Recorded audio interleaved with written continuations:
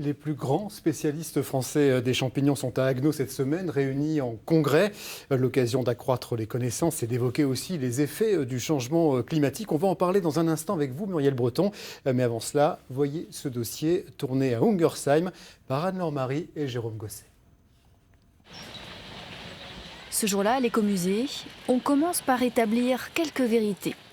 Ceci n'est pas un champignon. Ça, c'était les animaux, la faune. Ça, c'est que le fruit du champignon. C'est ce qu'on appelle le sporophore, c'est-à-dire que c'est que la partie émergée du champignon. En fait, la principale partie du champignon, c'est la partie qui est souterraine, ce qu'on appelle le mycélium. Lionel Juif est naturaliste bénévole et propose régulièrement des sorties autour des champignons. Et ces derniers temps, il doit bien constater qu'ils sont malmenés par la météo. Même si certaines poussées prolifiques, comme celle de l'automne dernier, peuvent être trompeuses. Tout le monde a dit c'est super, et les champignons, c'est génial, machin et tout. Sauf que c'est pas du tout une bonne nouvelle pour le champignon lui-même. Ces champignons qui sont sortis, en fait, sont sortis tellement vite et tellement fort, tellement vite et tellement en grand nombre qu'en fait, ça épuise le mycélium.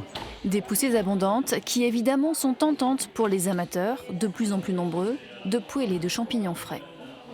Depuis quelques années, on constate qu'il y a une recrudescence de gens qui cherchent des champignons. Donc l'instinct cueilleur-chasseur qui renaît un peu chez les personnes et qui ont envie d'avoir le contact avec la nature et ramasser des choses comestibles et les ramener à la maison. Un retour à la nature qui n'est pas sans risque. La Société mycologique du Bas-Rhin profite ici de son exposition annuelle pour alerter le grand public sur les risques de la cueillette. Il faut savoir que pour chaque espèce comestible existe son double toxique. Bolet, ça, attends, je sais qu'il est dangereux. Oui. Mais c'est les autres, là, les bolets, après. Là, vous en avez justement cette table. On est en train de montrer pour quand il y a une étiquette verte, c'est comestible. Bleu, il ne faut pas manger. Et rouge, c'est toxique. L'Alsace compte près de 5000 espèces. Une soixantaine seulement sont vraiment bonnes à manger. Attention aussi à la réglementation. Pas plus d'un panier par personne sous peine de contravention. Ceci dit, on ne risque pas en ce moment de réaliser des cueillettes miraculeuses. Il n'a pas plu, ou presque pas depuis des semaines. En année normale, non sèche, on trouve déjà des champignons ici, sur ces espaces clairs. Mais avec un peu de persévérance. Alors là, c'est un champignon comestible. Excellent. Excellent. Alors là, une chose que font les mycologues aussi, on les sent. C'est pas excellent. Si, moi j'aime bien. Ils sentent la farine. C'est pas mauvais, mais c'est pas excellent. La farine mouillée. Il s'appelle comment celui-là ? Il s'appelle le meunier, à cause de cette odeur. Une espèce classique de nos forêts qui subit comme les autres les conséquences du réchauffement climatique. Aujourd'hui, il n'y a plus vraiment de saison pour les champignons. C'est pas le champignon lui-même qui va évoluer, c'est le milieu qui va évoluer. Donc le fait qu'il y ait des étés qui changent, moi j'ai connu les champignons, on commençait à y aller vers le mois d'août, vers le 15 août, on faisait des récoltes énormes, mais c'était continu jusqu'au 1er octobre. Puis après, à partir du 1er octobre, on avait des gelées, donc il n'y avait plus rien, c'était plus la peine d'aller en forêt ici dans les Vosges. S'il pleut bientôt abondamment, les champignons devraient pousser comme des petits pains, épuisant encore un peu plus le mycélium. Pas une bonne nouvelle quand on sait qu'ils contribuent autant que la faune et la flore à l'équilibre des biotopes auxquels ils appartiennent. Muriel Breton, bonsoir. Bonsoir. Vous êtes responsable environnement à l'Office national des forêts Nord-Alsace. Vous organisez aussi cette semaine les mycofolies, on le verra. On vient d'entendre que le champignon est essentiel au biotope, à la forêt. Pourquoi ?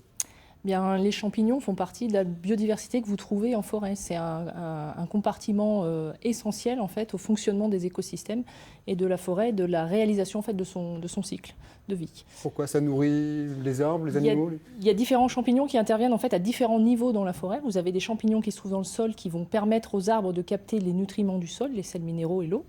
Et vous avez des champignons qui vont plutôt intervenir en fin de cycle et décomposer le bois pour fournir du bois mort et ainsi régénérer les sols forestiers. Alors on l'a vu, les conditions climatiques du moment ne sont pas favorables, c'est moins qu'on puisse dire. Est-ce que ça veut dire qu'un danger plane sur les champignons et donc sur la forêt ? Alors en fait, les écosystèmes vont être amenés à évoluer en fonction de tout ce que vous voyez à l'heure actuelle au niveau des changements climatiques. Et les champignons, au même titre que d'autres espèces, effectivement, sont amenés à évoluer, à changer. Ce qui est important, ce qu'il faut savoir au niveau des champignons, c'est qu'ils ont un rôle donc, très important au niveau du maintien des écosystèmes et du maintien de l'humidité et de l'ambiance forestière, en plus d'intervenir dans les différentes phases du cycle de la forêt. Alors, c'est la première fois que se réunit à Agno la Société mycologique de France, 70 spécialistes qui ne font pas que se réunir en congrès, ils bossent aussi sur le terrain, dans la forêt de Agno, avec des inventaires le matin, études au microscope l'après-midi. Pourquoi? Il y a encore des choses à découvrir? Alors en fait, sur la forêt indivise de Haguenau, qui est labellisée forêt d'exception depuis 2020, on s'est aperçu, à l'issue d'un diagnostic biodiversité, qu'on manquait de connaissances sur la fonge, sur l'ensemble des champignons de la forêt. Et donc on a construit en fait cette action avec la Société mycologique de France, c'est-à-dire qu'on a dit, puisque vous cherchez un site pour réaliser votre congrès, venez à Haguenau, il y a plein de choses à découvrir. Et si en échange, vous pouvez compléter nos connaissances sur la forêt au niveau de la fonge, ce serait merveilleux. Et on ne les connaît pas tous, ces champignons de Haguenau et de France? En fait, pour connaître les champignons, il faut aller les chercher, il faut aller les observer, il faut aller les décortiquer, les analyser. Et ça demande du temps.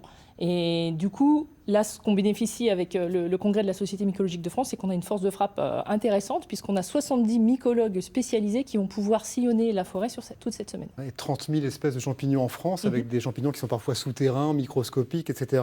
Vous organisez, on l'a vu, donc on l'a dit, Mycofolies, Agno, ça c'est un événement grand public. Qu'est-ce qu'on va pouvoir y voir et apprendre? Alors en fait, toute cette semaine, on a combiné la venue des spécialistes avec effectivement des actions de vulgarisation auprès du grand public. Donc il y a eu des activités qui ont été faites auprès des jeunes enfants mercredi. Il y a une conférence grand public qui a eu lieu aujourd'hui, je crois.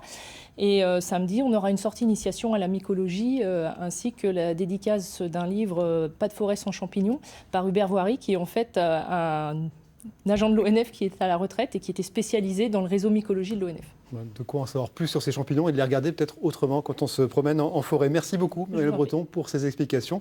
Et puis bonne suite de Mycofolies. Merci.